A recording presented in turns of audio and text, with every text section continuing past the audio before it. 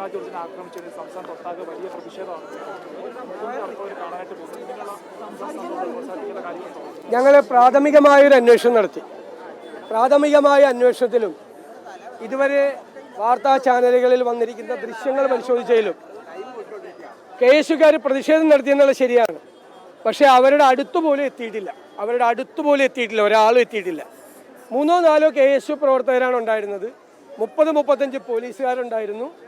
ഇവരെ ആക്രോശിച്ച് അവരുടെ അടുത്തേക്ക് ചെല്ലുന്ന ദൃശ്യങ്ങൾ മാത്രമേ ഇതുവരെ പുറത്തു വന്നിട്ടുള്ളൂ. തീർച്ചയായിട്ടും ഞങ്ങൾ പരിശോധിക്കും. അങ്ങനെ എന്തെങ്കിലും തെറ്റ് കേസുകാരുടെ ഭാഗത്തുനിന്നുണ്ടെങ്കിൽ ഞങ്ങൾ നടപടിയെടുക്കും.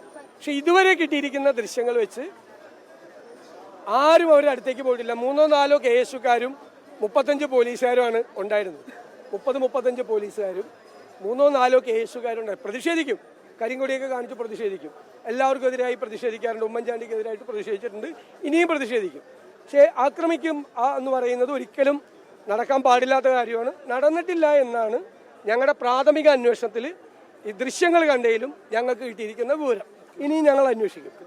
അല്ല, പിന്നെ തെരഞ്ഞെടുപ്പ് കാലമാണല്ലോ, എന്തും പറയാമല്ലോ, അതിൽ അർത്ഥമില്ല. ഞാൻ ചോദിക്കുന്നത്, വാർത്താ മാധ്യമങ്ങളെല്ലാം അവിടെ ഉണ്ടായിരുന്നു. നിങ്ങൾക്ക് ആർക്കെങ്കിലും ഇവരെ ആക്രമിക്കുന്ന ഒരു ചിത്രം കിട്ടിയിട്ടുണ്ടോ? ഇവരെ അടുത്താരെങ്കിലും ചെല്ലുന്നതിൻ്റെ ഒരു ചിത്രം കിട്ടിയിട്ടുണ്ടോ? ഒറ്റ വാർത്താ മാധ്യമങ്ങൾക്ക് ഇതുവരെ കിട്ടിയിട്ടില്ല. പിന്നെ അത് ആഘോഷിക്കാനാണെങ്കിൽ ആഘോഷിച്ചോട്ടെ, കുഴപ്പമില്ല. ഞങ്ങൾക്ക് കിട്ടിയ ആദ്യത്തെ അന്വേഷണത്തിൽ കിട്ടിയ വിവരമാണ്. ഇനിയും ഞങ്ങൾ അന്വേഷിക്കും. കൂടുതൽ എന്തെങ്കിലും വിവരം തരാം.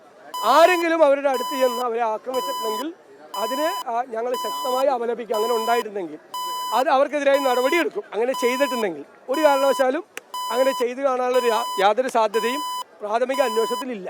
രണ്ടാമത് അന്വേഷണത്തിൽ അങ്ങനെ കണ്ടാൽ തീർച്ചയായിട്ടും ചെയ്യും.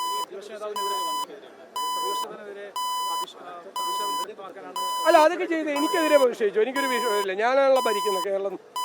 ഞാനാണല്ലോ കേരളം ഭരിക്കുന്നത്. ഞാനാണല്ലോ ആരോഗ്യരംഗത്തെ ഈ സ്ഥിതിയിലാക്കിയത്. ഞാനാണല്ലോ കേരളത്തെ ഈ സ്ഥിതിയിലാക്കിയത്. കേരളത്തിനെ ഈ ശരിയാക്കി തന്ന ഞാനാണല്ലോ. അതുകൊണ്ട് എനിക്കെതിരെ പ്രതിഷേധിച്ചു, കുഴപ്പമൊന്നുമില്ല. ഇതിപ്പോ കേരളത്തിൽ എന്ത് സംഭവിച്ചു കഴിഞ്ഞാലും എല്ലാ മന്ത്രിമാരും VD സതീശനാന്ന് പറയും. കാരണം എനിക്ക് വേണ്ടിയിട്ട് സോഷ്യൽ മീഡിയയിൽ വർക്ക് ചെയ്യുന്നത് അവരാണ്.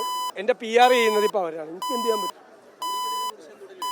അല്ല, അതൊക്കെ ഉറപ്പായിട്ട് തുടരും. അതൊന്നും വേറൊരു അക്രമത്തിൻ്റെ ലെവലിലേക്ക് ഒരിക്കലും പോകാൻ പാടില്ല എന്ന് കർശനമായ നിർദ്ദേശം കൊടുത്തിട്ടുണ്ട്. അങ്ങനെ ആരും ചെയ്യില്ല. കരിങ്കൊടി പ്രകടനമൊക്കെ ഇവിടെ നടത്തും. ഉമ്മൻചാണ്ടി മുഖ്യമന്ത്രിയായിരിക്കുമ്പോൾ ഇവിടെ നടത്തിയിട്ടുണ്ട്. എല്ലാവർക്കും എതിരെ നടത്തിയിട്ടുണ്ട്. അത് പ്രതിഷേധം. ഡാറ്റാ മോഷണത്തിൻ്റെ ഏറ്റവും വലിയ വിവരം എന്ന് പറയുന്നത് ജീവനക്കാരുടെ സ്പാർക്കിൽ നിന്നുള്ള മോഷണം മാത്രമല്ല നടന്നിരിക്കുന്നത്. K-സ്മാർട്ടിൽ നിന്നാണ് മോഷണം നടത്തിയിരിക്കുന്നത്. മുഖ്യമന്ത്രിയുടെ OSD officer on special duty Sriram Sambasiva Rao അയച്ചിരിക്കുന്ന കത്തിൽ പറഞ്ഞിരിക്കുന്നത് പേരും വിലാസവും ഉൾപ്പെടെയുള്ള 8 വിവരങ്ങൾ ഈ K-സ്മാർട്ടിൽ നിന്ന് കൊടുക്കണമെന്നാണ് പറഞ്ഞിരിക്കുന്നത്. K-സ്മാർട്ട് എന്ന് പറയുന്നത് 937 സേവനങ്ങൾ ചെയ്യുന്നതിൻ്റെ ഡീറ്റെയിൽസ് ഉള്ളതാണ്. അതായത് ലക്ഷക്കണക്കിന് ആളുകളുടെ, ജീവനക്കാരുടെ മാത്രം ലക്ഷക്കണക്കിന് ആളുകളുടെ ഡാറ്റാ മോഷണമാണ് മുഖ്യമന്ത്രി ഓഫീസ് നടത്തിയിരിക്കുന്നത്. മുഖ്യമന്ത്രിയോടുകൂടി അറിവോടുകൂടിയാണ് ഈ ഇന്ത്യയിലെ തന്നെ ഏറ്റവും വലിയ ഡാറ്റാ മോഷണം നടന്നിരിക്കുന്നത്. അത് ഗൗരവതരമായി അന്വേഷിക്കപ്പെടുന്ന നമ്മുടെ എല്ലാവരുടെയും വ്യക്തിവിവരം ചോർന്നിരിക്കുകയാണ്. അത് ഇവർ ആർക്കെങ്കിലും വിറ്റൊന്നുകൂടി അന്വേഷിക്കണം.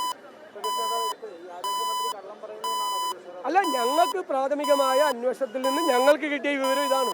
നിങ്ങൾക്കും അത്രയുള്ള വിവരം. എല്ലാ വിഷ്വൽ മീഡിയയ്ക്ക് ഇത്രയും വിവരമുള്ളൂ. അവരുടെ ഒരു ചിത്രങ്ങൾ പോലും ഇവരെ ആക്രമിക്കുന്നതില്ല. അല്ലല്ല, അന്വേഷിക്കട്ടെ.